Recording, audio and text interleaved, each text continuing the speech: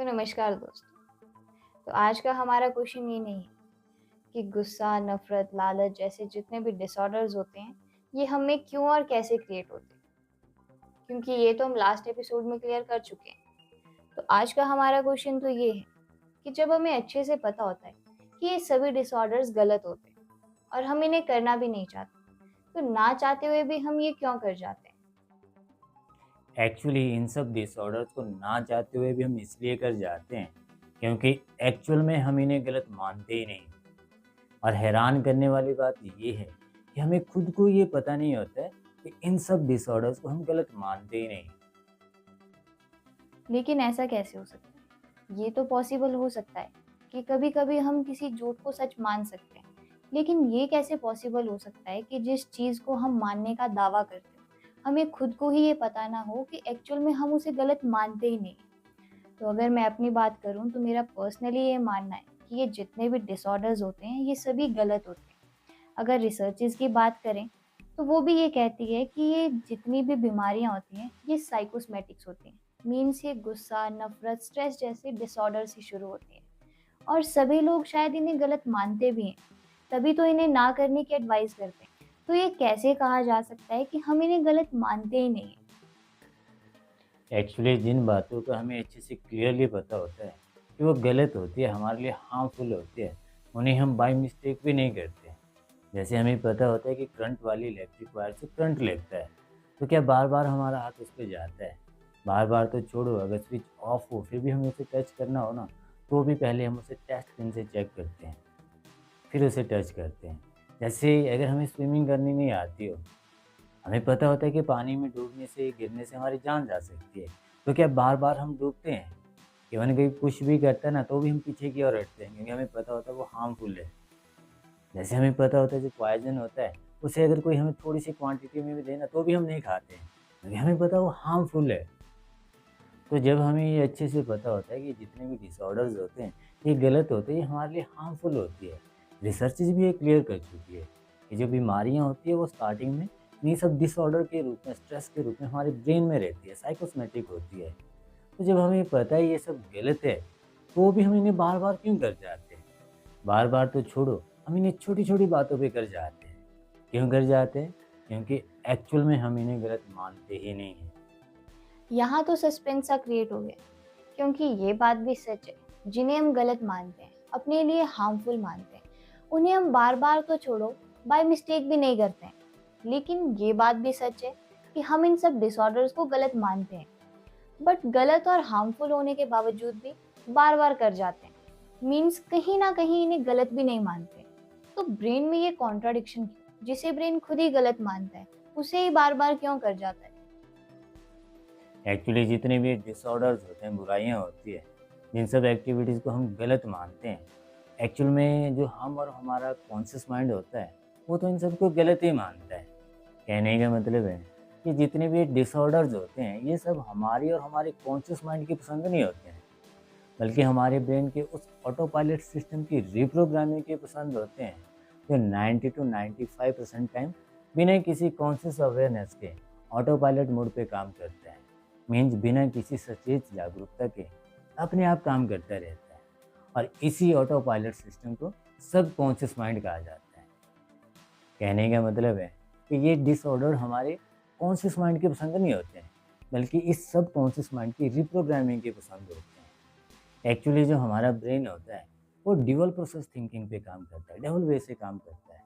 एक तो conscious mind होता है जो सोच समझ के, सूझबूझ के साथ काम करता है, और दूसरा ये सब कॉन्शियस माइंड होता है, लिम्बिक सिस्टम होता है, जो बिना किसी कॉन्शियस अवेयरनेस के तुरंत इमीडिएटली काम करता है।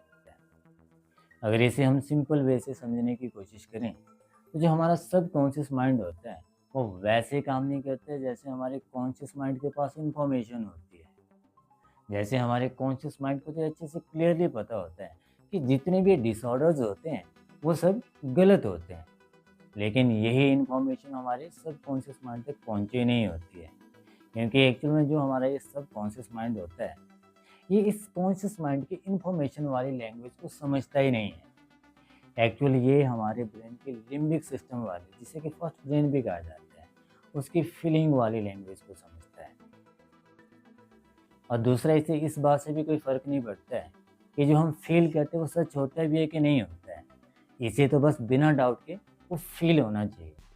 एक बार जो हम बिना डाउट के फ़ील कर लेते हैं, तो इसे वो करने में लग जाता है। फिर तो ये अपने बाप की भी नहीं सुनता है, मीन जिस कॉन्शियस माइंड को भी बाईपास कर देता है।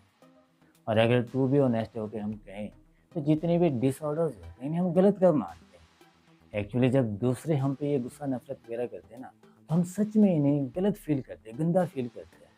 इवन अगर दूसरे सही बात भी हमें गुस्से से समझाने की कोशिश करते हैं ना, तो उसे समझना तो दूर, उसे हम सुनना भी पसंद नहीं करते हैं। इन सब को जब दूसरे हमारे ऊपर करते हैं, तो हम इतना गंदा फ़ील करते हैं। इसलिए हम लगता है कि हम इन्हें गलत मानते हैं।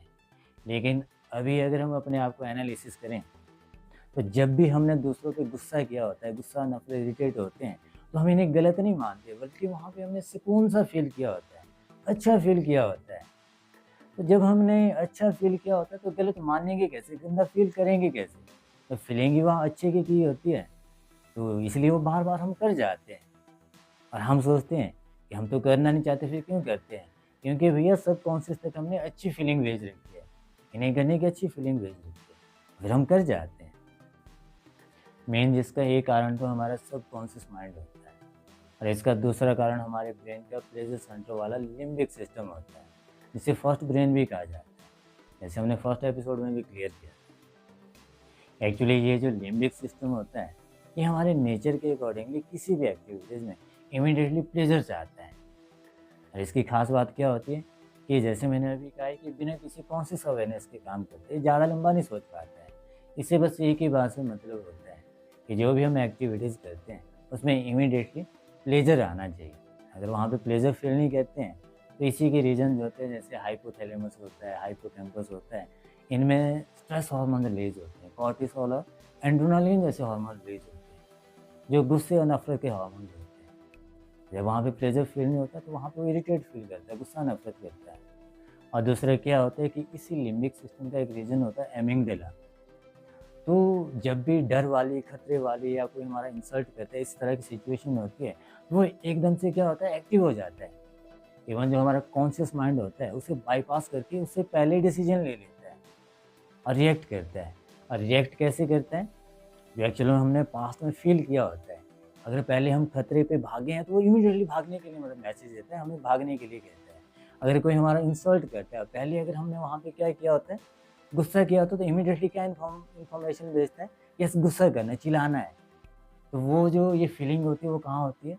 सबकॉन्शियस माइंड में होती है, हिप्पोकैम्पस में स्टोर होती है। एक्चुअली कहने का मतलब है कि जो ये सबकॉन्शियस माइंड होता है, ये इस लिम्बिक सिस्टम का इंजन होता है।